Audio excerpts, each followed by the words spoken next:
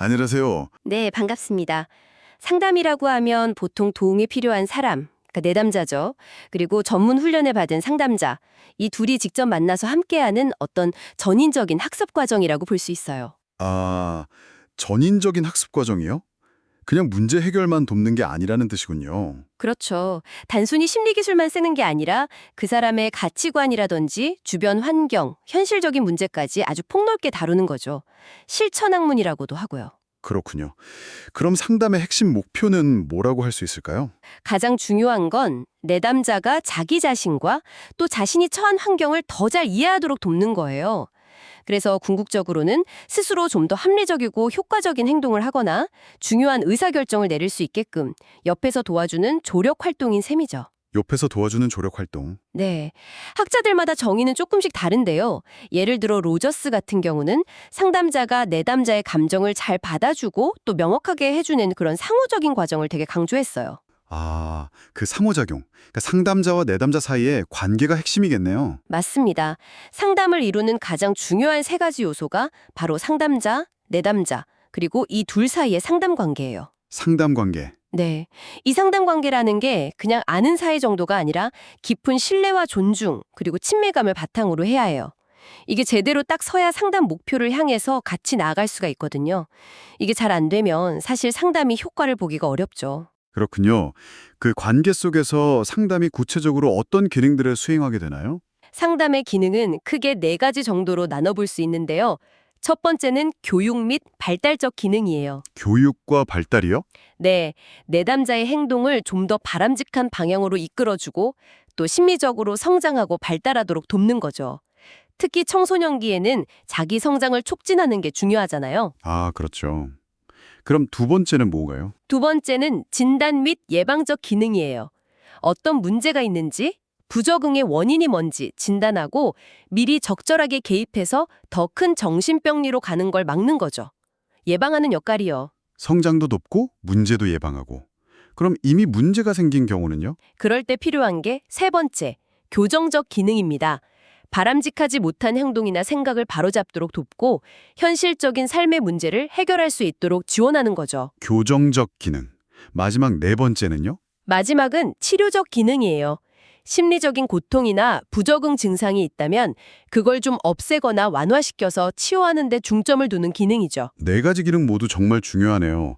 이런 역할을 잘 해내려면 상담자에게는 어떤 자질이 필요할까요?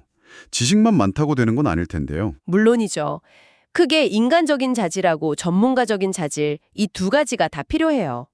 인간적인 면에서는 무엇보다 사람에 대한 깊은 이해와 관심이 있어야 하고요. 또 개방적이고 수용적인 자세, 그리고 자기 자신을 계속 돌아보는 성찰 능력, 이런 게 중요해요. 전문가적인 자질은 어떤 건가요? 상담 이론이나 여러 기법들을 실제 상황에 맞게 잘 활용할 줄 알아야 하고요. 심리 검사를 이해하고 결과를 해석해서 활용하는 능력도 필요하죠. 그리고 당연히 상담 윤리 규정을 잘 알고 지키는 것도 중요하고 요즘엔 특히 다문화적인 이해도 빼놓을 수 없어요. 그렇군요. 그런 자질을 바탕으로 어떤 태도를 보여야 할까요? 기본적으로는 내담자의 마음을 깊이 헤아리는 공감적 이해, 그리고 내담자를 한 인격체로 존중하는 태도, 따뜻함, 또 솔직하고 진솔한 모습, 이런 것들이 중요해요. 진솔성이라고 하죠. 또 내담자가 하는 말을 모호하지 않게 구체적으로 표현하도록 돕는 구체성도 필요하고요. 네. 때로는 내담자가 스스로 인식하지 못하는 말과 행동의 모순 같은 걸 좀 부드럽게 지적해주는 직면도 필요할 수 있어요.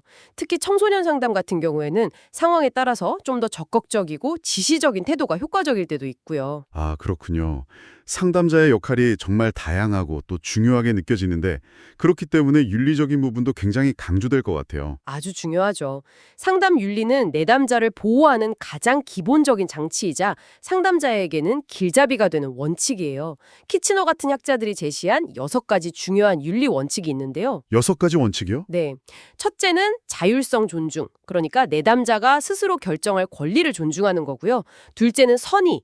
내담자의 복지를 증진하고 성장을 돕는 좋은 행동을 하는 거죠. 셋째는 무해성. 해를 끼치지 않는다는 원칙이에요. 네. 넷째는 공정성. 모든 내담자를 차별 없이 동등하게 대하는 거. 다섯째는 충실성. 약속을 지키고 신뢰관계를 잘 유지하는 것. 마지막 여섯째는 진실성.